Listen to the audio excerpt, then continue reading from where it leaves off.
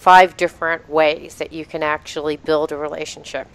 Right. And I don't know if we can demo, or maybe you can show me examples of how this has worked, or you've seen in your work since you've worked with a lot of corporations. But if a millennial wanted to take ownership of the problem of building a relationship, or of the challenge, I shouldn't say it's a problem, but to be like, I'm going to figure out how to take ownership of the relationship and be the more adaptive one, how would they take interest in their manager? What would that look like? I think to ask them about their career. Okay. You know, ask them about what they consider their strengths are. You know, what were the most difficult parts of growing in their career. I think anytime you just ask questions where somebody feels valued, you're building those relational synapses to some degree. So I'm just, because I want, like for my show, I like to really explain how. So you would set up a meeting, and during the one-on-one, you may say, hey, I really want to understand a little bit about your history of the corporation and how, how would you do this? How would you do it? Here's how I do it. I walk up to I notice that people listen when you talk. Why is that? Right. You know, how did you get that? You know, is it confidence? Is it, and by doing that, you can draw, most people want to give and invest in other people, but they're not going to just do it without somebody taking an interest in them first. And so that's one of the things I try to tell millennials is that you just take an interest in some of these people, and they'll do everything in the world to help you in your career. Right. So like noticing, so actually really keenly observing your manager. I notice that people either take an interest. I notice that you're really good at sales, or I've noticed that, you know, when your emails are really well crafted, figure out what it is that you're noticing. Actually pay attention and notice one, and then actually draw more information, right? Exactly. I asked Warren Bennis once, and great leadership guru. I mean, the guy's amazing. Yeah. Obviously, we've lost him. He's not alive anymore. But I said, what is one leadership quality that you think is so simple that you would just never write down or even want to put in a book? And he immediately answered. He says, leaders are first-class noticers. That's so interesting and so true, right? And it's not noticing, it's like noticing how you're behaving or notice how you're being. I think that those are really, as a coach, I'm always thinking about, like, I notice that you're really kind to that person. And I've noticed that when I think about each time you talk to someone, it's always really kind. Like, were you always this way? You know, those are the kind of thing, like, who are you being? Or I notice in the meetings that your notes are meticulous. Why do you do that? Or what is it that you're trying to accomplish? And how does that serve you? Like, whatever it is, noticing and getting curious versus judging, right? They're always taking notes, you know? Right. Or why are they always, like, seeming so nice to me? Some hatchet's going to come down. Get curious and open. Okay, so the next one is actively listen. Show what this looks like. So let's say that you met with me and you said, CJ, why do you ask so many questions? And I said, well, I don't know. I've always been someone who's asked a lot of questions, and I help it. What I've learned is it helps me clarify things, blah, blah, blah, blah. What would you do to actively listen? What would that look like? I would give someone feedback to what I'm hearing. Yeah. Not necessarily, but to just recapture what they're saying and say it back to them and say, did I understand correctly? Did I hear this? I would take notes in meetings, Right. And if I'm going to take notes on my iPad, I'm going to say, look, excuse me, I'm going to take notes on my iPad, not let somebody assume that you're doing something else. I think that active listening is just to say, I see you. I'm present. Right. I'm actually noting what you're saying because, or texting, or whatever it is, your form of communication, but you're actually noticing because it says whatever you're saying is important enough for me to write down, so it must be actually being absorbed by you at some level. Don't you think? When I see someone writing, I think they're engaged, they're listening to me, and they care about what I'm saying. Well, and let me tell you how I get this sometimes. It's so funny when I have millennials in the audience and I have slides up on the screen, when they pull out their cell phone and take a picture of it, it's so funny. They look at other generations, they're writing stuff down, the millennial just takes a snapshot, and I'm going, that's incredible.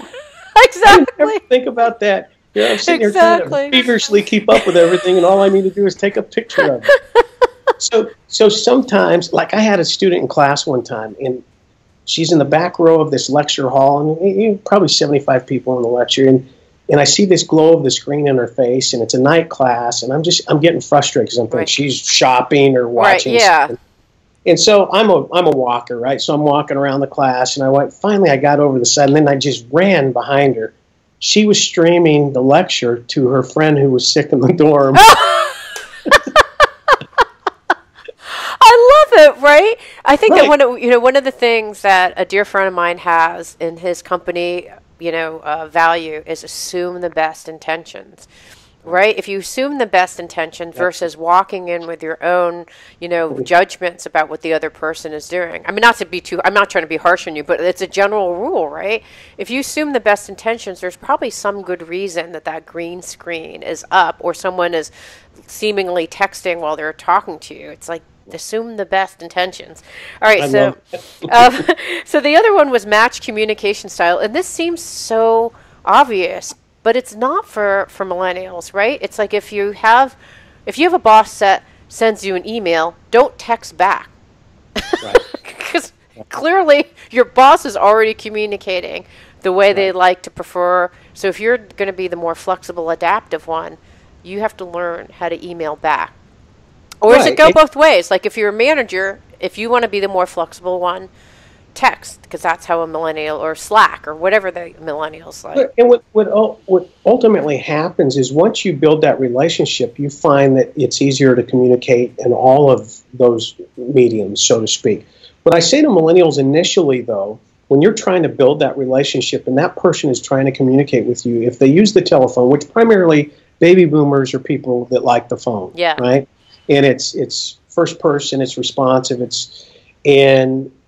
and so when a millennial does not use the phone to call them back, it's very frustrating to them. And so what I say to millennials, as much as you hate the phone, pick it up and build that relationship. Once you get to that comfort level, then you can text, right? So initially build some phone time. And then you can move to text. But until you actually get your communication, you understand each other, don't go directly to your preferred style, because the likelihood of a miscommunication happening, I think, is great, right? Because you don't understand each other and the person's intentions, right?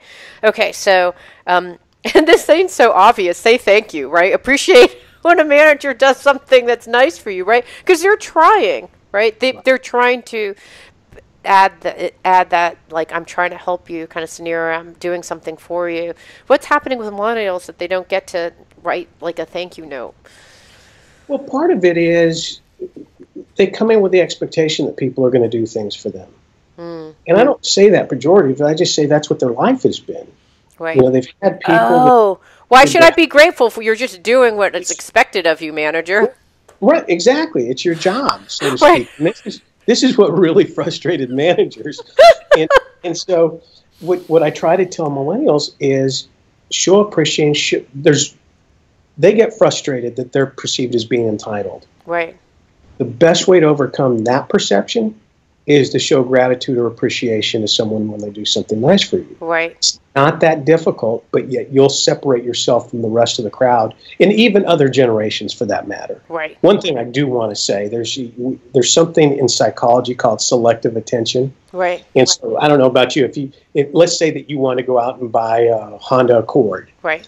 And all of a sudden, that's all you see on the road because you filter out everything else and focus in what you're looking for. The same thing happens, I think, in millennial kind of perceptions of millennials, is that you could see other generations doing the same thing, but we don't selectively attend to that. We filter out other generations and say, oh, see, this millennial did this verifies what I think.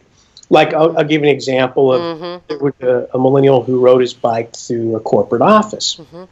And everybody's, look how immature you are, we can't do this. 2 weeks later, an executive rides his bike through the office, and everybody goes, "You're so cool, you're amazing." Right. An older guy. Oh, that's a perfect example. I love that. I love it. These are so great. All right, so in the last couple minutes, we have a couple minutes left. I want to give some introspection. I've been told that millennials in general don't take enough time to introspect, like to think, like, what is it that I'm going to take away from this? What am I going to do with this information that we just talked about over the last 45 minutes? So, so 3 things that they can do. So one of the things that you mentioned, some things that they can do or be introspective on is to actually write a list of mentors that they have. And you talk about an upward mentor, which is someone who's a sage in your life, a friendship mentor, someone who will walk you with you through life, a dear friend that will help you. And then sandpaper mentors, who are people who rub you the wrong way. I love the sandpaper mentor, who will rub you the wrong way with a critical mark, but you can really learn a lot from. So if this is one of the things that a millennial should take away and like think a little bit about, what advice would you give them about finding your upward mentor, friendship mentor, and sandpaper mentor? Well, two things. One is their upward mentor. Reach out to them and acknowledge it, and say, "This is what how you're speaking into my life, and this is how I value your voice." When that happens, it has a tendency to solidify and build that mentor role. Also, too, I mean, millennials need to know that there's going to come a day where it's going to be, most every mentor-mentee relationship goes through a period of probably a 5-year struggle of separation and coming back together, simply because you grow and create your own perception and those kinds of things. But look for those mentors that are upward and say, this is how you're speaking in my life. This is where I value you. That friendship mentor to say, I want to bounce things off you. Millennials want a sounding board. And that's what they want in leaders. That's what they want in their friends, is somebody that will listen to them. And so look for those friendships and say, this is a value. Acknowledge that, because, again, what it does is strengthen. Now, in a sandpaper mentor, you don't have to look for them. They'll find you. Can my mom be my sandpaper mentor? Okay, they'll find you, so that's not anything you really have to think about. But I think the only thing to think about is thinking about, actually, how can I take their critical remarks and actually learn and grow from them? Is there some truth in here, right? Absolutely. And it's if you can't listen to everything they would say, because you'd want to kill yourself. Right. But pick out pick out something and say, am I hearing this in any? And what I always like to do is, if you have a good upward mentor, a good friendship mentor, that you say, this is what this sandpaper mentor is saying to me. What do you think about that? Oh, what would you perfect. Say? Love that. And they may be able to soften that blow or find the truth in it, but also be able to support you through hearing it. And I mean, it's fascinating. Sandpaper mentors, at points, can be almost catalysts for us to do things that we want to overcome. At the end of the day, we can't take 100% of what they say, but we can take some of what they say. Right, and I think actually the use of your upward mentor and your friendship mentor to help you be kind of a sounding board is a great idea. So I have 3 things for millennials who are listening to contemplate. One is we've actually given 5 different things that you can do, right? Take an interest in your manager, actively listen, match communication style, show appreciation when a manager does something nice. So I guess I would ask the millennials to think about which area could they actually improve in, right? What area are they not really, or like, okay, maybe I'm deficient in all 5 areas, or maybe one out of these 5 areas, but pick one. And then come up with their second thing is come up with your list of mentors and ask them, do I actively listen? Let's say that, the number 2 is something that you need help with. Do I actively listen? And ask my friend, can you help me actively listen? And then, whatever it is, but kind of getting really specific. I think what I really liked is get clear with what you need to improve on, come up with the people who are going to help you, and then get specific about what you want their help in. If you do those 3 things, I think you're on a really good path to moving and executing a lot of the great ideas that you have in your book. Any other closing remarks before we finish up? Well, the only thing I would say is that, for millennials, is sometimes that lack of patience that they say about themselves it can be detrimental to their career and their development. And so when things aren't moving at the pace you want them to move, pause and ask yourself, what can I learn from this frustration and this experience? What can I master? What can I master currently in this role that's going to help me transfer to other roles? And so for me, a lack of patience probably is their greatest Achilles heel when it comes to career advancement. They can be so concerned about their next position that they're not really giving full attention to their current position. And so that's what I would say to them. And I would say to organizations with millennials, and we talked about it earlier, if they're not challenging you, then they're not engaged. Right. So create an environment in which they can challenge you, and it's okay. Love it. Okay, we've been talking to Dr. Chip Espinosa, and we've been talking about a book he co-authored, Millennials at Work, Managing the Millennials, and discovering the core competencies of managing today's workforce. Thank you so much. This is fantastic. Thank you, everybody. And we're going to have a ton of really interesting programs, all focus on millennials and being productive at work in this new way.